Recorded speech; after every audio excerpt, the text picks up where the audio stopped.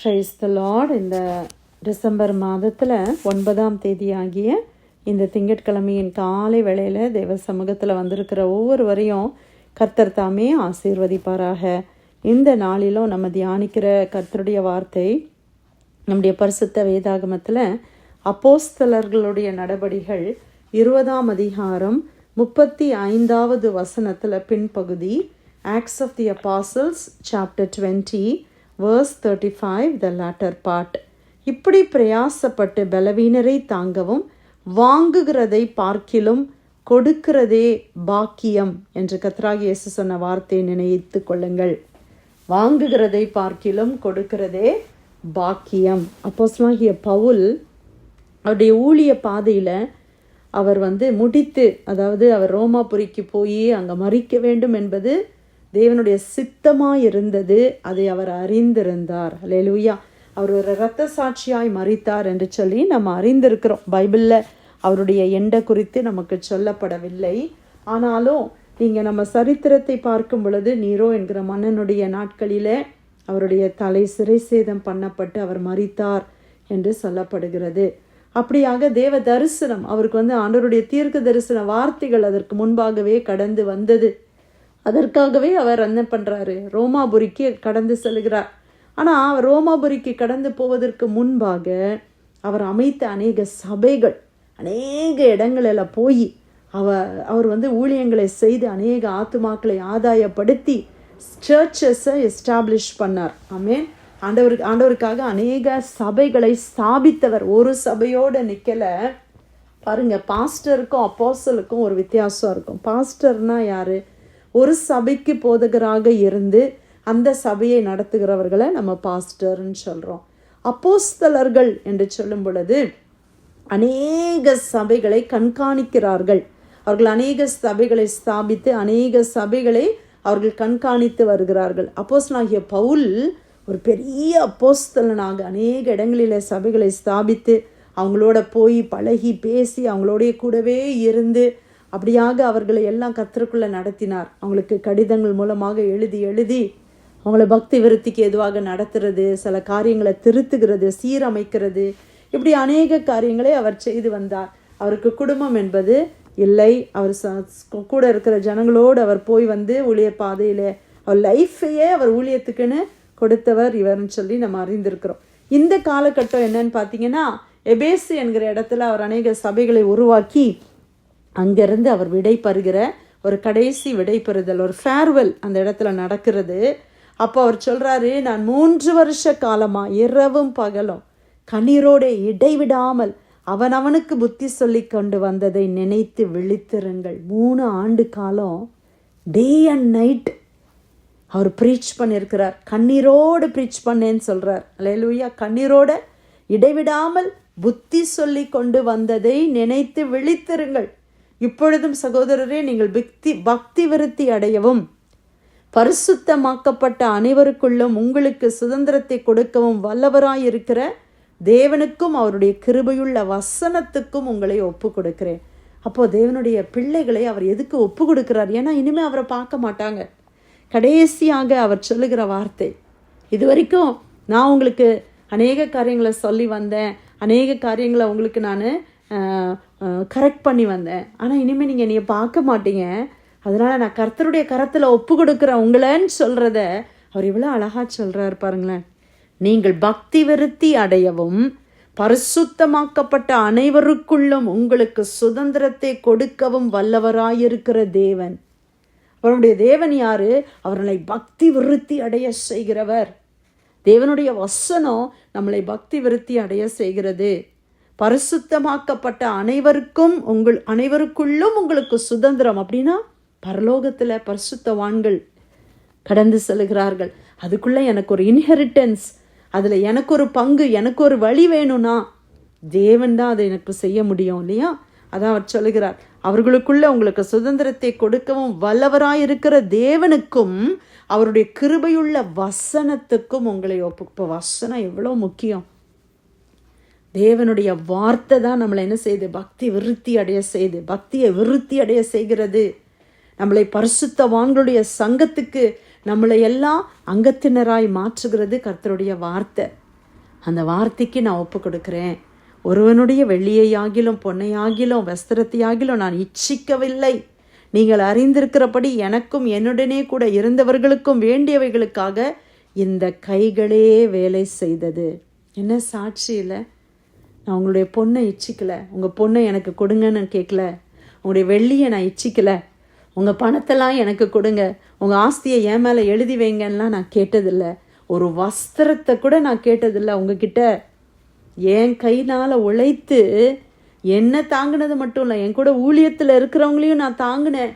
அவர் நமக்கு தெரியும், அவர் கூடாரங்களை செய்து அநேக காரியங்களை செய்தார்னு பார்க்குறோம். இந்த அப்போஸ்தலனாகிய பவுல் இயேசுவை அறிவதற்கு முன்னால் ஒரு பெரிய ஐஸ்வர்யவான், பிரியமானவர்கள், பெரிய ரொம்ப படித்த ஒரு ஆள். அந்த நாட்களில் ரோமாபுரியினுடைய சிட்டிசன் அப்படின்றது ரொம்ப சிலருக்கு கிடைக்கிற ஸ்லாக்கியம், அதை அவர் பெற்றிருந்தார். அப்படிப்பட்டவர் இயேசுவை அறிகிற அறிவுக்காக எல்லாத்தையும் நான் நஷ்டமும் குப்பையுமா எண்ணுகிறேன்னு சொன்னார். எல்லாத்தையும் விட்டுட்டு ஆண்டவருடைய ஊழியத்துக்கு அவர் வந்ததை நம்ம பார்க்குறோம். ஊழியத்தில் நான் எதையும் எனக்காக கேட்கல, ஆனால் ஏழை எளியவர்களுக்காக அவர் அநேக காரியங்களை அவர் கேட்டிருக்கிறார். அதனால தான் அவர் சொல்லுகிறாரு, இப்படி பிரயாசப்பட்டு பலவீனரை தாங்கவும் வாங்குகிறதை பார்க்கிலும் கொடுக்கிறதே பாக்கியம் என்று கர்த்தராகிய இயேசு சொன்ன வார்த்தைகளை நினைக்கவும் வேண்டும் என்று எல்லா விதத்திலேயும் உங்களுக்கு காண்பித்தேன். பாருங்க, நான் உங்களுக்கு ரோல் மாடலாக இருந்திருக்கிறேன். உங்களுக்கு முன்னால் என் வாழ்க்கையை நீங்கள் பார்க்குறீங்க, ஒவ்வொரு நாளும் பார்க்குறீங்க. எப்படிப்பட்ட வாழ்க்கை?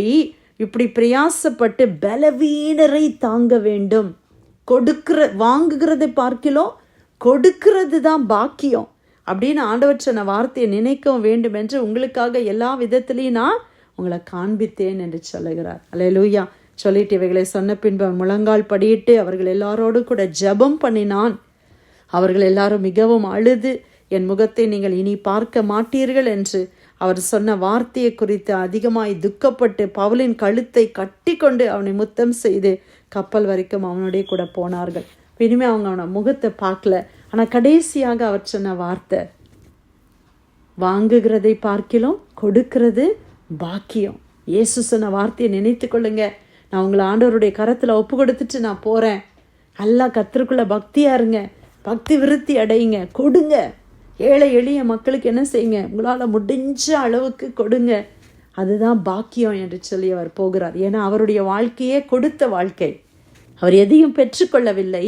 அவர் எல்லாருக்காகவும் அவர் சொல்றார், நான் எல்லாருக்கும் எல்லாமும் ஆனேன். யூதனுக்கு யூதனாக மாறினேன், கிரேக்கனுக்கு கிரேக்கனாக மாறினேன். எப்படியாகிலும் என்னை இகழ்ந்தாங்க, புகழ்ந்தாங்க, என்னென்னலாமோ பிரச்சனை வந்துச்சு. எப்படியாவது கிறிஸ்து மகிமைப்பட வேண்டும். ஹல்லேலூயா. அப்படி ஒரு வாழ்க்கை. பிரியமானவர்களே, இன்றைக்கி நம்மளுடைய வாழ்க்கை எப்படி இருக்குது? ஆண்டவருடைய வசனத்தில் இன்றைக்கி நம்ம தியானிக்கிற பகுதி, வாங்குகிறதை பார்க்கிலும் கொடுக்கிறதே பாக்கியம். இன்றைக்கி நம்ம நிறைய காரியத்தை வாங்குகிறோம், ஆனால் எது தெரியுமா ரொம்ப பிளஸட்? கொடுக்கிறது பிளஸட். பிளஸட் வந்து கொடுக்கிறது. இன்றைக்கி பில்ஸ் பே பண்ணுறது வந்து கொடுக்கறது கிடையாது. இப்போ மார்ட்கேஜ் நீங்கள் பே பண்ணுறீங்க, ரெண்ட்டு பே பண்ணுறீங்க, அது நம்ம அதில் வீட்டில் வசிக்கிறோம், அதனால் அந்த ரெண்ட்டை நம்ம பே பண்ணுறோம்.